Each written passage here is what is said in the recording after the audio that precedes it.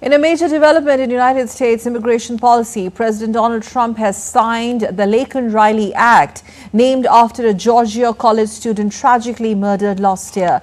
Trump administration also ended extended protections for Venezuelans, and facility at Guantanamo is also being prepared to serve as a transit or detention center for illegal migrants. Let's listen to this detailed report by Aarti Rana.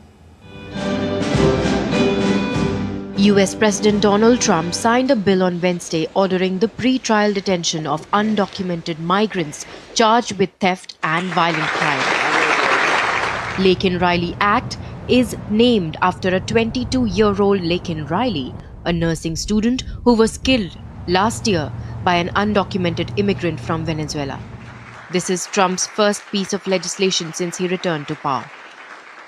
Under the law I'm signing today, the Department of Homeland Security will be required to detain all illegal aliens who have been arrested for theft, burglary, larceny, shoplifting, assaulting a police officer, murder, or any crime that results in death or serious injury. In addition, for the first time ever, this act gives state governments the ability to sue the federal government for immediate injunctive relief if any future administration ever again refuses to enforce the immigration laws of the United States, like happened before.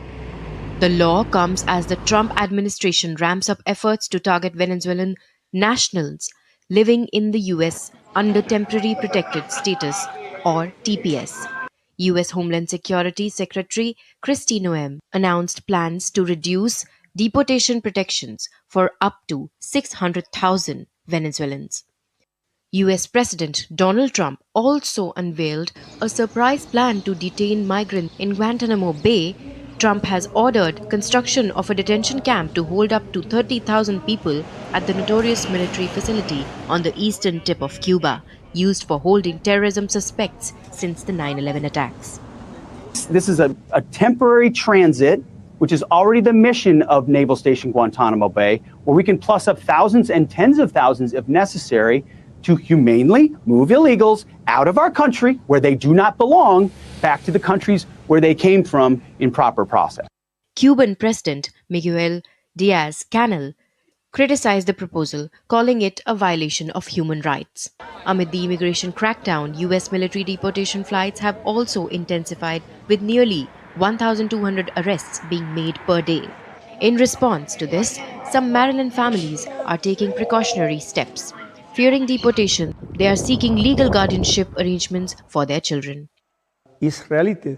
Some families not had other members in the family had legal issue.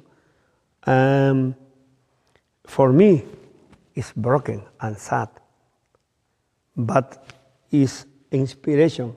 I took the decision, said, you know, had somebody help, I am ready for you. I'm mature and support.